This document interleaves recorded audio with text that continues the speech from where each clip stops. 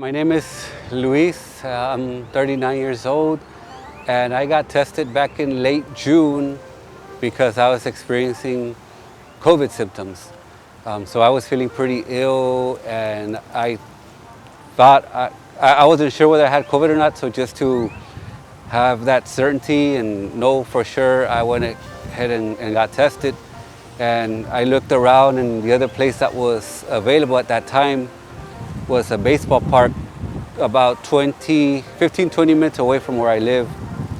And I got up very early in the morning and drove over there thinking that it was a drive-through COVID testing, but it wasn't.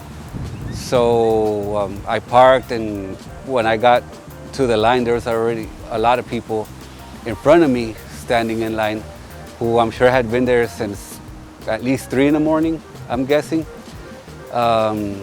So it was very hot that day, and it was in late June, right? It was very hot, and I was still feeling pretty sick. I still had all the symptoms. There was no place to sit, no restrooms, no shade, and it felt like it was 4 or 5 hours, but it felt very, very long while I was standing in line to get tested. So the test was pretty easy.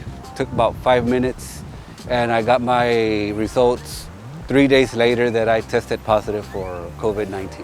I encourage everybody to get tested just so you know whether you've had it or not, just to give you that peace of mind, just knowing if you have had it, if you do have it, to quarantine yourself, to practice those safe measures and standards, because one cannot think that they don't have COVID, and when they do and they're out and about in the community, they may spread it to others who are more vulnerable to chronic illnesses and diseases from COVID-19 virus. So it's very important to get tested and just to be sure and have that certainty to know what steps to take, whether you're positive or negative.